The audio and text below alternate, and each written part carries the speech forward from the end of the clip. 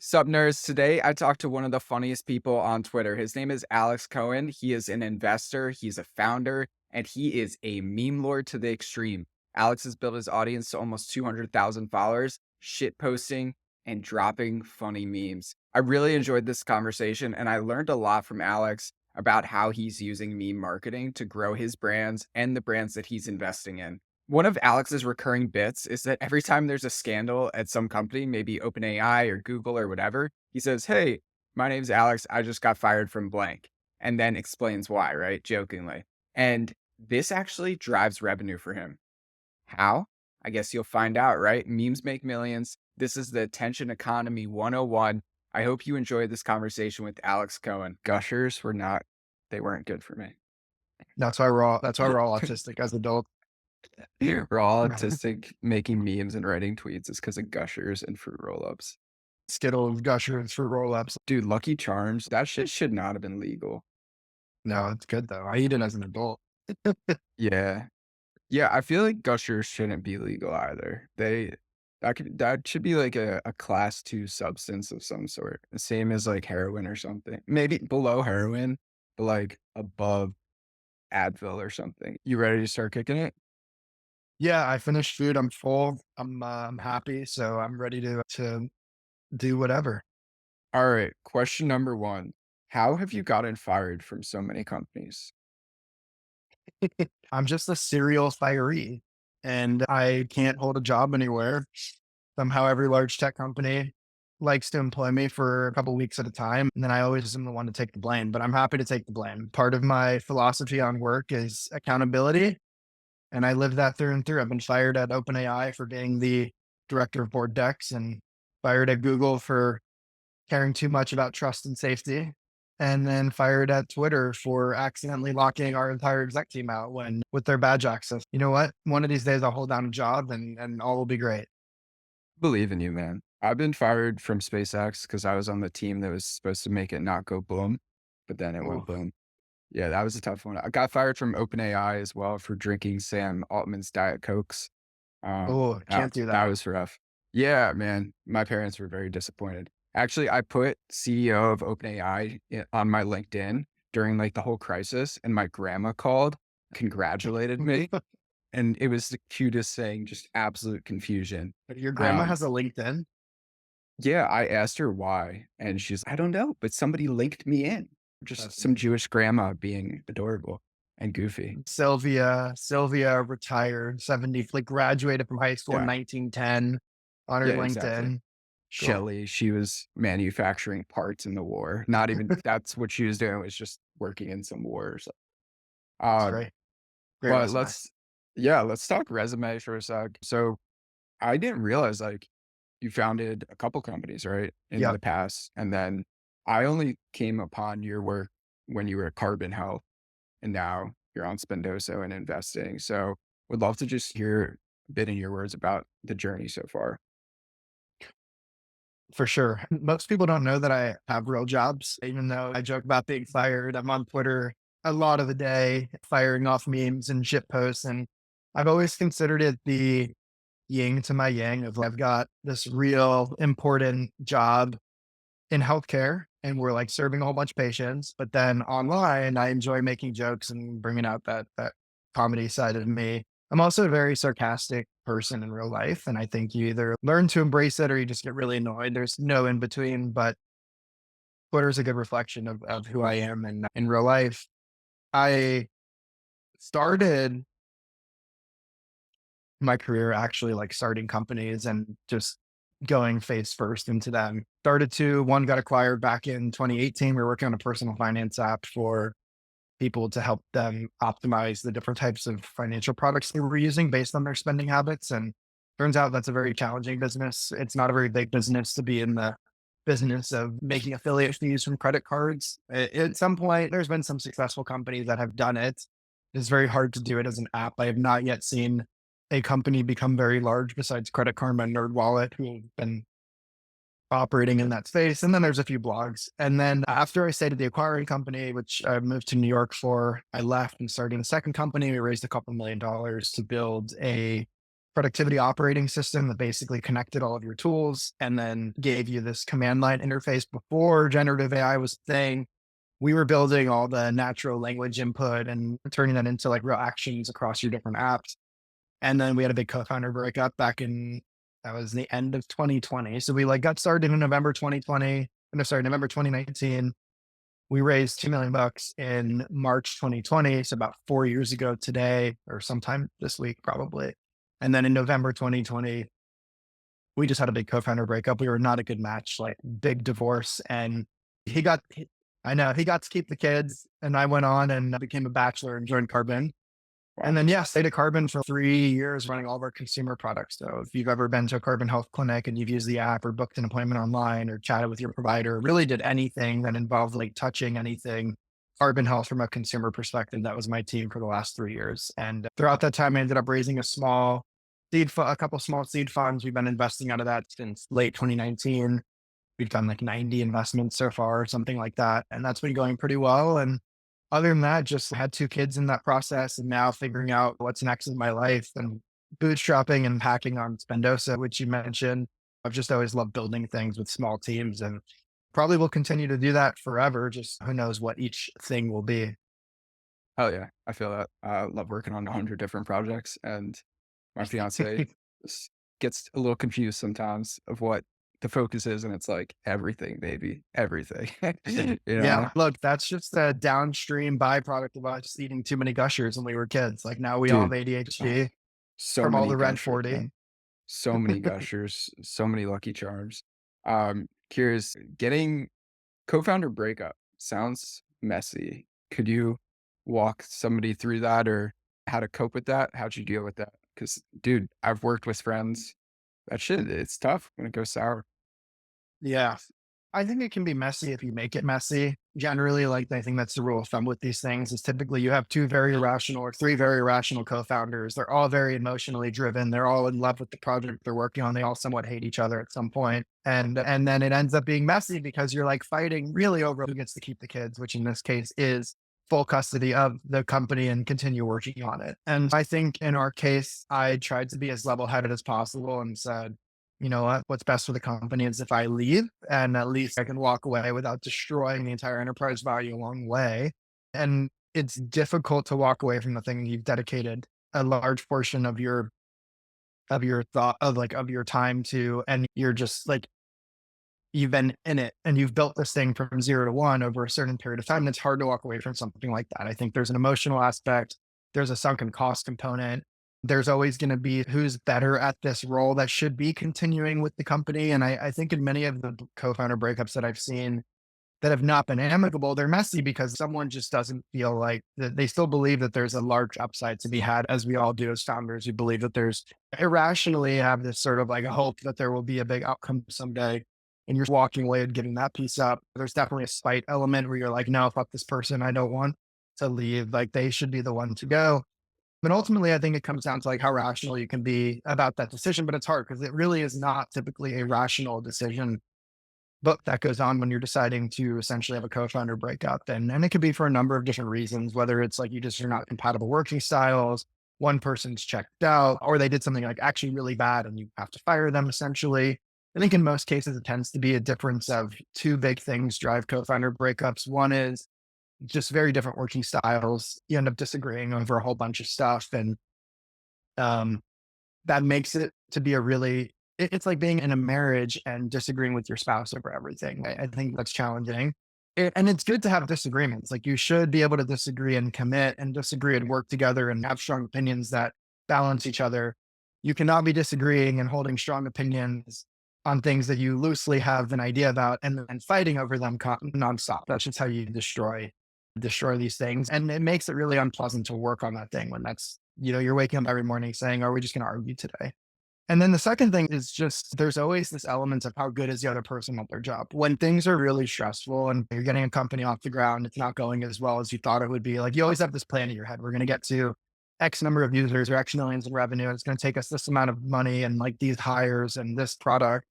And 99% of the time, it doesn't go that way. It's like a much different journey and a path that ultimately gets you to that eventual outcome if you ever do get to that milestone.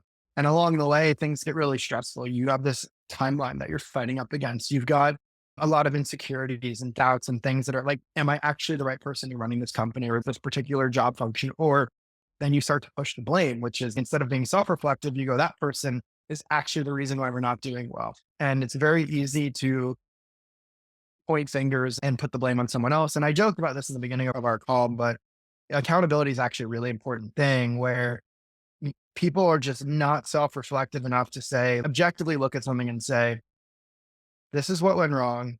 This is actually my fault. These are the poor decisions I made, or we made the best decision that we had with the available information at that point in time. And we just had the wrong information or interpretation of that information. And instead, they just say, this is broken. This is this person's fault. Like growth is not there because my co-founder is working on growth and like they just don't know what they're doing. It may be the case they don't know what they're doing.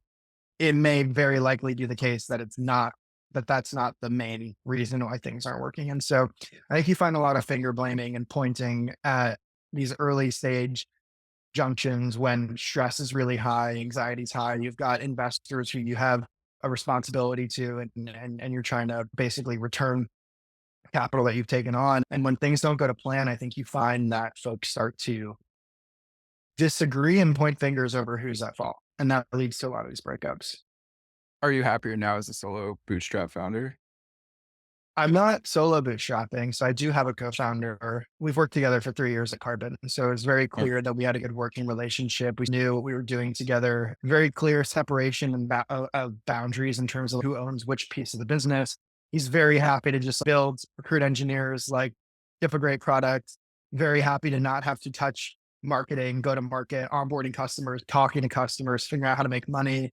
And it's What nice when about you the have like, yeah. bootstrapped versus VC aspect?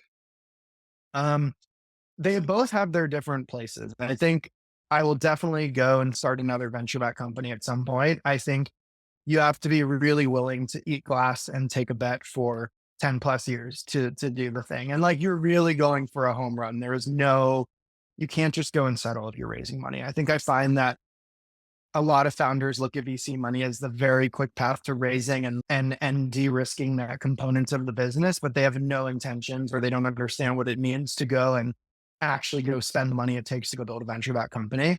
And that's part of the struggle. It's like there aren't a ton of other as easily accessible capital resources for starting a company. The best is customer funds, right? You build something, but you still have this period of time where you're not making any money. Who pays for it? Who subsidizes it? It's typically your time plus your money. And then when you start making custom money, that's the best way to fund a steady, growing, healthy business. But then there's a lot of businesses that require some capital to get from 0 to 1. And there aren't a ton of other outlets or resources for that capital. Like you can raise an angel round or family and friends money. You could take a loan out from the bank. I guess that was the traditional thing. I'm going to walk into my bank and put a suit on and hope they give me a loan for $30,000 to get my steel business off the ground. But that's not a thing anymore. When you're building software, like there is no bank for software. And because you don't necessarily have these like very banks are not in the business of underwriting product market fit in that regard. And so like you're saying, I'm building this whole brand new thing. And they're like, we don't fucking know if it's going to work, but you're a very high risk customer and banks are not in the business of that versus like VCs are, but there's this middle ground of it's medium risk and it's not going to generate revenue for some period of time. There isn't this like piggy bank that you go pull money from to go do that unless you're raising from family and friends or crowdfunding or maybe finding a type of venture fund that's in the business of 2 to 5x returns, not 1,000x returns. Anyway, sorry, this goes back to they have different places. I think bootstrapping, way less stressful, way poorer during the process of doing it. Venture money, it's like immediate cash up front, lots of stress. Like you're hiring, you're burning a lot more money intentionally because you've got to grow the business. You have a lot more pressure. And you're really like, I think that there's been amazingly wealthy, successful people that have been made through bootstrapping, owning 100% of the business. Like if you build a business to 500K a year, sell it for 3 or 4 million bucks and you own 100% of it, that's fucking great. You It's a might lot of never money. get that level. Yeah, you might never get that level of payout if you even go raise 5 subsequent rounds of funding and then you sell the business for like half of what you raised, your investors get pref stack. Like two very different profiles of people who should be doing this thing. Yeah, I don't think a lot of people realize that when they go to raise money that they could potentially just bootstrap it, or maybe they do realize it and they just want the big check and they want to do that. But I've, it's crazy. I've been on the phone with plenty of bootstrap founders that are making more than the VC backed ones. It is just, oh 100%. wow, that is weird. That doesn't make sense. Everybody outside of VC and startups just expects all venture backed companies to be just glowing in money, but it's so many of them aren't. I've been ghostwriting for founders for the last 3 or 4 years. And so spent a lot of time talking with Mhm. founders, and they have recently been asking me, "So when are you going to start something? When are you going to start something?" I'm doing my thing. I'm doing my content empire.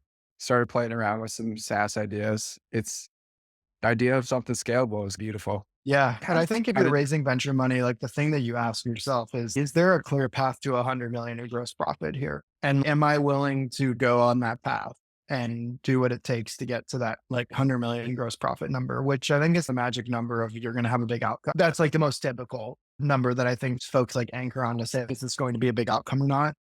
Most companies, 99.9% never get to that number, let alone anywhere close. And if you are not willing to spend the money to get there as quickly as possible, it's hard to justify raising venture money. And yeah, we've just seen this all the time where folks even get stuck. Like they build great businesses in the millions of dollars of revenue, like $1 to $3 million, but they've raised $10 million to get there and they're not going to have a massive outcome. And then they get the profitability. They're like stuck in limbo. And investors like do not care because those companies don't return the funds. They might return like 2x capital at some point. Great. I wrote you a 500K check. My fund is 25 million. That is not returning my fund. And I'm in the business of like allocating capital into high risk, high reward opportunities, which means I'm looking for the company that's going to get to 100 or 500 million in revenue per year. yeah, And as a founder, you have to ask yourself, like, do I want to fucking do this? That is a long journey, a lot of stress, a lot of fundraising, a lot of hiring, a lot of messiness. It is not always a great time. You have to have a stomach and a bit of the sociopathicness to be able to put away your emotions and do the thing. And it's just hard versus if you're bootstrapped or even if you raised a few 100K from friends and family to be like, I'm going to go build a SaaS tool. Great. It does this exact product. It's never going to be $100 million company. It could be $1 million company. That's amazing. Go do that for sure. You don't have your timelines, your opera. So this is the thing with Spendoso is I'll never raise money for it because I have no desire to go try to turn SaaS management into a $100 million company, nor do I think it has the opportunity to do that. Because when you look at comps in the space, I'm not going to name any names, but if they're listening for whatever reason to this podcast, they'll know that it's them. You've raised like $200 million and you're stuck at 30 million a year in annual revenue, and those contract values are decreasing over time. You're never going to return enough money to even clear your own liquidation, like preference stack. And why would I look at someone who's the best in the space and say, I'm going to go raise money to do this thing when I very clearly see a $500,000 a year SaaS opportunity where this thing operates on autopilot. It's a point solution. I don't have to worry about building services in. I don't have to worry about boiling the ocean on different vertical or product features. And instead, I can just keep onboarding customers and say, cool, you're going to pay me $49 a month. That's great. I'll go get 100 companies paying me $49 a month and another 100 companies paying me $49 a month. And I have no timelines, no investor money to return, like no huge burn. That's the nice thing about bootstrapping. If you're willing to deal with sort of the early stages of we're not making any fucking money or have any money in the bank while we build this thing, I think that's the big difference. got you. So before we get into meme marketing, I do want to talk about that. First, I want to ask, were you always an entrepreneur as a kid? What were you like? What was Alex Cohen like at 16? Yeah, strangely, I was. I'll tell you what my first job was, and I got a couple of like how I actually got fired stories that I'll share because I have gotten fired and they are funny stories. But my first job, I lifeguarded a bit in high school. I feel like that was whatever. I'm 16. I'll save some people drowning in a pool. And then I actually was like a big tennis player and I strung tennis rackets to make side money. So my dad bought me a tennis racket stringing machine. And I watched at the time, I think YouTube was like a thing. And I watched YouTube videos on how to string tennis rackets and I don't know, just the tension and all these things. And my dad also was like a bit of a tennis guy a lot of a tennis guy back in the day. So he knew how to string. So between YouTube and my dad, I learned how to string tennis rackets and I would go he made business cards with me and I passed them around to the tennis centers, like saying, hey, I'll string your racket for $20. Don't go to the pro shop, like string with me. And I would like make a couple $100 a month doing that. And that was, I'd watch TV and just like string rackets. Boring, but it made some money. The first job I got fired for was, I worked at a fish tank store. It was like one of my first jobs in high school. I was like 15 or 16. I don't know. I needed a job and someone was like, I know this guy, he owns a saltwater fish tank store and he's hiring someone for dollars an hour. I was like, sick. I can pay for my weed addiction in high school. Like, I'll go work that job. I show up to work and whatever, it's fine. I'm trying to learn how like saltwater fish work and like how the tanks work and all this stuff. And honestly, I didn't know what I was doing. I think I lasted 2 months before I was fired. The boss, I forgot his name. He sent me out one day, the owner, to go buy basically like Windex to clean the front of the fish tank glass with. But it turns out you have to buy glass spray without ammonium or something. I forget what the ingredient is, or else you'll kill the fish. And he's, do not buy Windex or any of these. And I was like, all right, where do I go? He's like, go fucking, he's a big ass. Like, go find a place. I was like, okay, I guess I'll go to CVS. I went to CVS. I asked the guy, $8 an hour guy at CVS doesn't know the difference between different like glass cleaning products. So I just pick one up. I look at the back. I don't see whatever this toxic ingredient on it is. I go back to the store and I just start like spraying the fish tanks, like wiping them down. He comes out. He looks at. He's like, "What the fuck?" He starts screaming at me. I bought the glass spray that had ammonium, or but again, I don't know the ingredient. Whatever it was, he was like, "You cannot use this. Luckily, you didn't kill any of the fish. All this stuff." I'm like, "Oh, I'm sorry. Like, you didn't tell me where to go. I like went to CVS. Like, where was I supposed to go?" And he sent me home that day, but he didn't fire me. I show up 2 days later wearing gym shorts one day, and I walk in and he's, what the fuck are you wearing? And I was like, gym shorts. You don't have a dress code policy here. It's a fish tank store. And he was like, get the fuck out of my store and never come back. And that's how I got fired from the fish tank store. So getting fired from Yeah. fish tank stores to OpenAI, that's big moves. But there's one other firing in the middle. I worked at Office Depot for 2 years in high school. So after the fish tank store, I landed a job at Office Depot making $8.25 an hour, doing like tech support, like tech repairs and whatever. And after a year of working there, we were like upselling all these old people on these like really basic services. So like printer setups and like installing antivirus software, like shit that should have been basically free. Office Depot was like $200 for this, $200 for that. And they would force us to sell these things in order to make commission. It was really sad. Final one day I was like, you know what? Fucking, I'm going to tell these people I'll do it at their house instead of them coming in. So I'd sell them a laptop. And it was just like really cute old person who's retired in South Florida. They'd be like, oh, can you like, do you guys set this up? I also want to buy a printer. And I'd whisper, don't fucking tell them, but I'll come to your house and do it after work. Here's my number. And I built this book of business of 30 different old people houses where I would go do work for them for $25 an hour. And it was great. It was like 4 times that I was making Office Depot, no taxes, all under the table. I learned how to mount TVs on walls that way. I did a whole bunch of stuff. I got really cocky. And after 6 months of doing this, I was like, I'm going to turn this into a real thing. I need some flyers. Instead of my ass going to like Kinko's or Staples, like a competitor and like paying to print flyers, I made flyers and I printed them at Office Depot on our printers for free. I just printed like 100 copies of color, black, double-sided color. I go to the bathroom and I come back and the lady behind, who was like my coworker behind the print desk, she was like, here, these are yours. What is this? And I was like, oh, don't worry about it. But I didn't pay for it. She told the manager comes out, or like she gave him a stack of them. And he's explicitly against our like rule, like the employment agreement that you signed, that you can't poach customers from Office Depot. And I was like, okay. And he's also like, you printed all these for free and that's technically stealing company property. And I was like, so now what happened? And he's like, first of all, you're fired. Second of all, you have to pay for these print services with $90 worth of printing, which isn't that much in hindsight, but like when you're making $8 an hour, it's a lot of money. Then he's third of all, if you like agree to leave today with no problems, I won't go and basically report this up to the company, which is like dumb in hindsight because it's $90 worth of stolen goods. Like fuck them. It's not something you're going to go to jail over. And anyway, that's how I got fired from Office Depot, was like competing with their shitty print services. So now as I watch Office Depot stock go in the tank and I watch them like close down stores, I'm like actually spitefully happy after all these years because they were such a fucking terrible, immoral company under the hood. Fantastic. I got fired from Bonefish. Oh, I was a waiter. I was 4 days in after the training. And you know how they have to wear those stupid white uniforms at Bonefish to make you look yeah, like you're some kind of chef, even though you're the yeah, waiter? And yeah. I didn't clean my uniform and I was asking a lot of questions like, where do I press the buttons and all this? And so I get fired for that. And not to mention, I am also stealing like a lot of fries. I'm also crippling weed addiction and just see fries everywhere. And yeah, that didn't turn out. But once I got my first like good tech job, I went and ate at Bonefish, a celebratory meal, a celebratory fuck you to Bonefish. That's So amazing. Did you not yeah. pay? Did you dine and dash? Oh, no, I ate. I paid proudly paid in my, like, sweatpants. It was like, "Never have to wear a uniform again. Thank you very much." Bonefish So was the shit. That's where my mom always loved going to dinner and be like, "Oh, we're gonna go to a fancy dinner like Bonefish Grill yo, all the Bonefish time." was the shit. It was very good. Florida It chain. could Are they all over? I know we yeah, had a lot in yeah. Florida. They're, like, part of the Carrabba's Outback Mhm. conglomerate.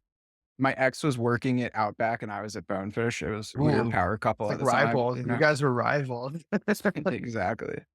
combined $16 an hour. Yeah, except I got fired after 4 days, so instead it That's was just amazing. 8 bucks. Alright, Amazing.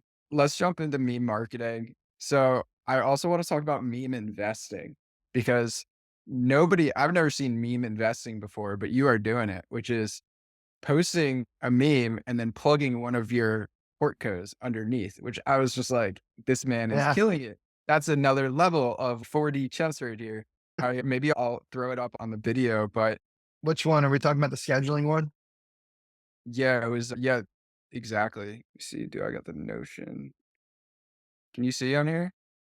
Oh, yeah, amazing. This is the tweet that I was thinking of. And while you do that, I'm going to pull up the analytics for you so that you can actually see how this Alright. performs under the hood for your own data set or whatever you want to build. So here you can see Alex is talking about using Calendly links to schedule each other, screwing around with salespeople. And then boom, right, Howie.ai right underneath, which is Portco. I assume that's a similar to Calendly, but a better competitor with the AI, right? Hold on, let me pitch. So today's episode All is right. brought to you by, oh, sorry, let me pitch Howie. Uh, today's episode of the Shit Poster Memes podcast is brought to you by Howie AI. Howie is a artificially intelligent executive assistant who can schedule your meetings on your behalf so long as you CC Howie in your email. So I use Howie whenever I'm scheduling a meeting to say, adding Howie to this thread, who can share some times for whatever you need. Howie contextualizes and understands the thing that you're saying, replies back into the thread as if it were an executive assistant with times. Your recipient responds with their preferred time or more times, and Howie books the calendar for you. Howie is an incredible piece of generative artificial intelligence software, and I highly recommend you sign up. It has become a part of my daily workflow. Now back to the podcast. All right. So that was a great Tim Ferriss work right there. So my favorite legal thing that feels illegal is using the Calendly links from salespeople who email me nonstop and booking them calls with each other. Incredible. And then that got 1.7 million views. And then you plugged Howie.ai underneath. So 60,000 views right there. But how many link clicks was that? I'm curious. Take a guess, and I will tell you if you are close. What do you think 60,000 impressions converts to? 2,200 link clicks. You're pretty close. 2,726 clicks to the Howie website. Wow, that's awesome. That's fantastic. So, yeah, and then going up to this tweet, which related was when founders asked me how Oh, I yeah. provide value to as an investor, I just show them this tweet that drove 11,500 clicks to their website. Distribution is power when it comes to this stuff. Do you know which tweet that was? So I tweeted something about getting fired, and then the founder of the app responded with, "I'm with the Wall Street Journal. Can we like interview you about this?" And I was like, "Sure, please loop in my assistant Howie AI to get something scheduled." And it's like, and then 11,000 people clicked the link, which is crazy. So a lot of really good marketing. And yeah, I'm a seed investor in the company. Um, it's hard. I will say from my perspective, it's really hard to do this with non-consumer or prosumer type of companies. I can do this with some random fucking B2B SaaS tool that just sells to enterprise. It's a lot more challenging versus how anyone can sign up and use. And so I think a lot of founders don't understand sometimes that it's really hard for me to push the boundaries on this sort of marketing unless they Yeah, unless they've got a product that like is really mass market, doesn't have a very clear ICP. Interesting, interesting. But you've been doing it as well with Spendoso. Right? I'm pulling up some tweets here. Yeah. Uh, this is pretty This was my fantastic. favorite. This was incredible. Like you, do you want to explain what you did? Because this is just, it's marvelous. Yes. So this for anyone listening to this podcast in the car with their kids, it's about to get rated R for a minute, turn it down or whatever we need to do. There's this woman online named Ella, and she is like known for being an autistic sex worker who documents all of her sex tips and takes all the data and turns it into real statistics at a high level. She hosted a birthday, or someone hosted a birthday party for her. The birthday party was in the form of a gangbang or an orgy, whatever you want. I don't really know the difference between the two. I'm sure there's some like nuanced sexual difference between a gangbang and an orgy. She hosted one of them, and she documented and outlined her entire funnel from the people who basically filled out this form to participate in the gangbang, ultimately like snaking down to the outcome, which was some number of dudes finished inside of her at the gangbang. Some number of dudes finished inside a fluffer. Um, and for those of you who don't know what a fluffer is, the person that they hire on a porn set to keep the actors hard in between sets. Quite a fascinating. Imagine you went to school, got a degree, and you end up being a fluffer, but probably Yeah. making more than your tradition. I don't know how much fluffers make. A Um, PhD in flufferology. Amazing. Yeah, they teach you all the techniques that you need to know. Yeah. So she posted this like graph, which is what we're looking at right now. And I took the chart, which in her case, it was like a Ella's gangbang. And I remade it with the same flow to just be like, what it's like to fundraise as a founder. Like you start with some number of outreach to VCs. Ultimately, you end up with some like giving you a term sheet, ghosting. I have a whole section here, like not really a VC, they're just pretending. So there's some really funny elements in this chart that are elements of truth. And I think that's why people found it funny. But at the end of this chart, I left 15 came in a fluffer. And like, I thought it was funny to leave one hint of this whole gangbang chart in my chart. And I posted it and I was like, here's what it's like to fundraise as a founder. And you either had to like understand the context to get it, or you saw it and you were like, this is so interesting. Like seed funding is so hard. And a lot of people, no pun intended, that it's hard. A lot of people took it as truth and shared it across LinkedIn. They shared like what we're looking at is a screenshot from a newsletter that was sent out where they included my chart in their newsletter that like very earnestly saying like the unfortunate truth about fundraising with one caveat that most don't ever receive a term sheet. So they clearly made it all the way from the beginning of the chart down to the term sheet and missed the part about coming in a fluffer, which I kept in this chart. And all these people started sharing it everywhere. And so I tweeted a screenshot of their newsletter. So very meta. I took a screenshot of their newsletter, which had a screenshot of my chart. And I tweeted that out saying, if you didn't do enough diligence to see that I included came in a fluffer in my fake chart, like you probably shouldn't be a VC. That got 22,000 likes. And then at the end of these viral posts, I'll typically plug Spendoso, which is the company that we're bootstrapping, because it's just great free top of funnel marketing. So in this particular case, I followed up with a second tweet, which said, this is why I didn't raise for Spendoso.com. I get nervous around fluffers. And it's great. 84,000 people saw that tweet. I don't know how many people clicked it. I have to go back and check, but we get anywhere from, I don't know, I've gotten thousands of waitlist signups just through shit posting this way. Wow. Memes make millions. All right. That was a fantastic walkthrough. I saw that chart floating around the Twitterverse and saw Ella. Is that how you pronounce it? It's just Ella? How else would you pronounce that? Aella? A-E-L-L-A. A Ayala? Ella? A Aella? Nobody really I, knows. Who I've knows? never heard her talk, so I don't know how you pronounce it. I'm It's saying actually Ella. she looks like Elizabeth Holmes, which is crazy. Oh, really? Yeah, she looks like Oh, Elizabeth Holmes with brown hair in one of these how do you pictures. pronounce Ella? Let's see. Is that her real name? It says, how do you pronounce the Greek name Ella? From the sources I read, oh, it's Ella or Ella? Isla. Ella? Ella, I Isla, wouldn't have guessed that Isla, one. Ayala. I don't know. You should I have her on the podcast and ask her one of these days. I do want to. Speaking of Ayala on podcasts, when she went on Lex Friedman, they definitely fucked. I I'm actually haven't watched that episode yet. I know she was on there. Good for Lex, good for her. That seems like a power couple fucking. That does seem like a power couple. Are you still doing I know you were doing a pod, right? Nikita, Chris Baggy, those both are legends in that as well. Nikita wasn't in the podcast, but it was me, Chris Or Baki, and Michael Girdley. We had a few guests at any point in time. It was fun. We got a good viewership or listenership. It just none of us really had like this idea of what the podcast was going to be besides just like shit posting the news all day long. I think we enjoyed it, but it's really hard. It didn't really have this theme that made sense. And none of us really had the time to dedicate to really prepare beforehand. So we are just, it's like listening to three bros talk for an hour, which there's enough of those podcasts already. And ultimately, after I don't know how many we did, 13, 15 episodes, you're just like, let's revisit this at some point in the future.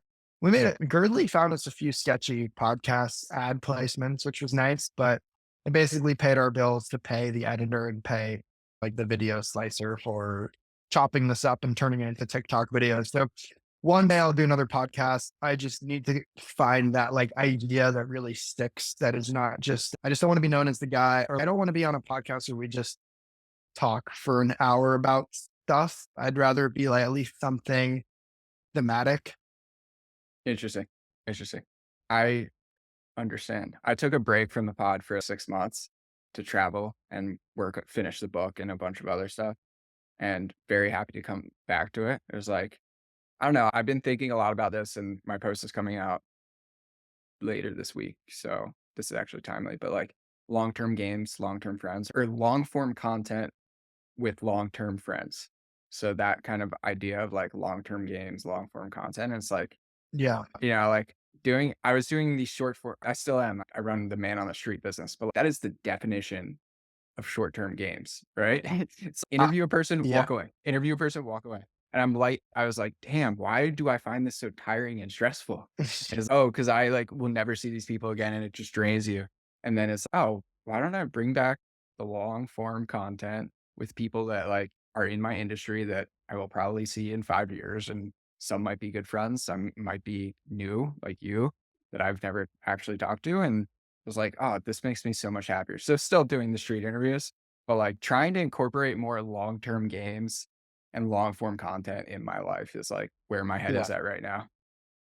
I hear you. My only thing that I would want to do differently if I do another podcast is do it in person. I really enjoy the sit down across the table. You're in some cool studio. I'm so tired of staring at people on Zoom all day. I just Yeah. want to go back, and now I feel autistic when I'm in person. I'm like, I don't know how to interact with humans anymore. I've been fucking looking at screens all day. I would like to Well, go back to, that was the Gushers and the Skittles that yeah, did too it. many gushers and And Zoom for the COVID. last 3 years. Gushers and COVID, basically. The It's true. two It's true. mankind's worst. I want to close out with a quick lightning round, but really Hit just me. it's just a this or that. Notion or Are you Google gonna have some Docs. sound effects like, "Cheery," Can you do them maybe? Because or like, I don't "Pew"? All right, bro, what was the question? I don't got that Girdley money to pay for an editor on this, you know? Uh, yeah, use Alright, CapCut, alright. Notion or Google Docs? Google Docs. Why? I don't know, man. I've dunked on Notion publicly before, but I find it slow.